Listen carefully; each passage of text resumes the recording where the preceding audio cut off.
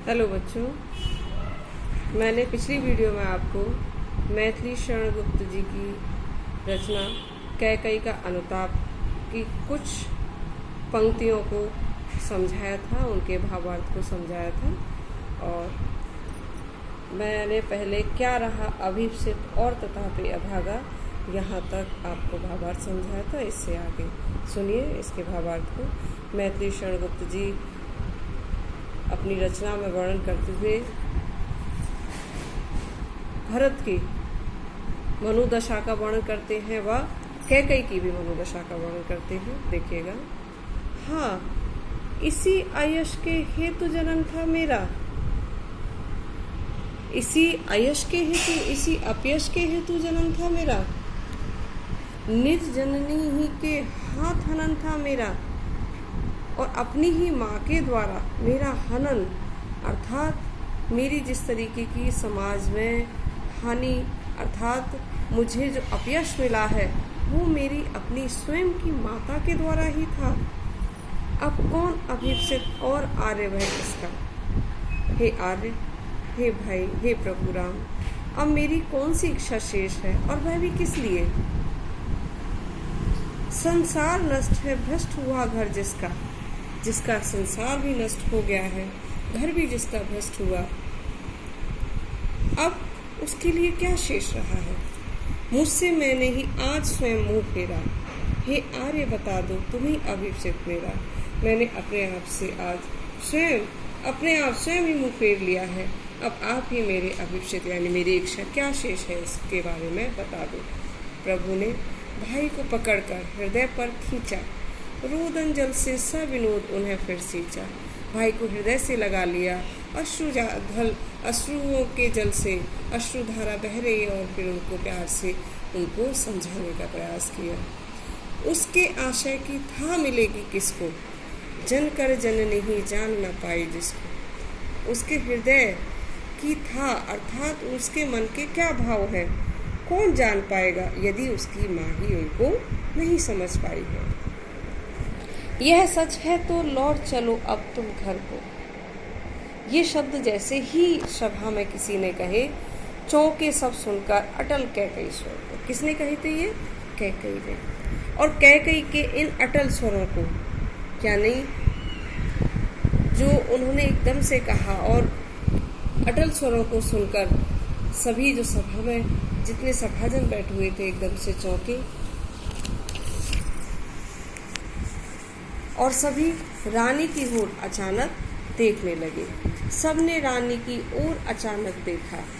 वैधव्य तुषारा व्रता यथा विदुलेखा, जो वैधव्य तुषारा व्रता अर्थात विधवा के रूप में यानी सफेद वस्त्रों को धारण किए हुए ऐसे प्रतीत हो रही थी जैसे कि कोहरे में ढकी हुई चांदनी बैठी थी। अचल तथापि असंग तरंगा, वह अचल यानी बिल्कुल बिना विचलित हुई एकदम चुपचाप शांत बैठी थी, लेकिन उसके मन में असंख्य विचार उमड़ रहे थे।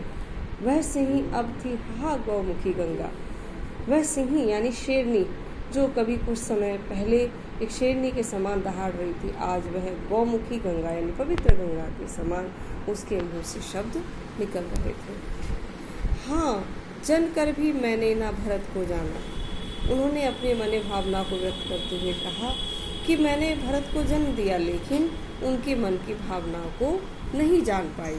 सब सुन लें, तुमने स्वयं अभी ये माना, इस बात को सभी सभाजन सुन लें, और हे राम, तुमने भी अभी स्वयं इसी को माना है, कहा भी है, ये सच है तो फिर लौट चलो घर भैया। फिर भरत ने अपनी माँ का समर्थन करते हुए कहा कि ये सब सही है, तो हे भाई तुम घर लौट चलो। अपराधिन हूँ मैं, अपराधिन हूँ तात तुम्हारी मैया। हे पुत्र, मैं तुम्हारी अपराधिन हूँ, तुम्हारी मैया अपराधिन है, इसलिए तुम घर लौट चलो। दुर्बलता का ही चिन्ह विशेष शपथ है। यदि कोई दुर्बल व्यक्ति होता है तो अपनी बात के समर्थन के लिए वह हमेशा क्या करता है? शपथ देता है, अपनी कसम खिलाता है अपनी बात को सही सिद्ध करने के लिए। ऐसे ही कैकई समझाने का प्रयास करती हैं कि दुर्बलता का जो चिन्ह है वो क्या है? शपथ। पर अवलाजन के लिए कौन सा पथ है? लेकिन अवलाजन यानी जिसका कोई सहारा नहीं होता, उसके लिए इसके अतिरिक्त कोई भी रास्ता नहीं है। तो कहती हैं मुझ अबला के लिए इसके अतिरिक्त कोई भी रास्ता नहीं है। यदि मैं उकसाई गई भरत से हूँ, यदि मुझे भरत ने जरा भी राज्य के लिए, अन्य कार्य के लिए उकसाया हो, तो पति समान ही स्वयं पुत्र भी खो। जिस प्रकार से मैं पति को खो चुकी हूँ, वैसे ही पुत्र को भी खो दूँ। ठहरो, मत रोको मुझे, कहूँ सो सुन लो। सभी इस बात पर कि पुत्र को भी खोऊं उनकी ओर इशारा करने लगे, किंतु उन्होंने सबको रोकते हुए कहा, ठहरो, मत रोको, रोको मुझे, कहूँ सो सुन लो। पाओ यदि उसमें सार, उसे सब चुन लो। यदि उसमें कोई सार यदि आपको लगता है तो उसको सभी चुन लीजिए, यानी सही बात का समर्थन कर लीजिए। करके पहाड़ सा पाप कौन रह जाऊं, एक पहाड़ के समान जो मैंने पाप किया है और फिर भी मैं मौन रह जाऊं। राई भर भी अनुताप न करने पाऊं। राई एक जो छोटा सा, बहुत महीन, सरसों से भी छोटा जो एक राई होती है, उसका आकार बहुत ही छोटा होता है। तो राई के उन्होंने पश्चाताप के लिए क्या कहा है कि राई भर भी मैं पश्चाताप न करने पाऊं। थी सनक्षत्र शशि निशा ओस टपकाती। वह रात्रि, निशा और चारों ओर नक्षत्र जो दिखाई दे रहे थे, उस समय ओस जो टपक रही थी आसमान से, ऐसा लग रहा था जैसे कि रोती थी नीरव सभा हृदय टपकाती। जिस प्रकार से जो इन बातों को सुनकर सभा में सभी सभाजन के हृदय रो रहे थे, वह इसी और उनके हृदयों की मनोव्यथा को देखकर प्रकृति भी अपने आंसुओं को टपका रही है, यानी प्रकृति भी रो रही है। धन्यवाद। आगे की व्याख्या अगली वीडियो में देखिएगा।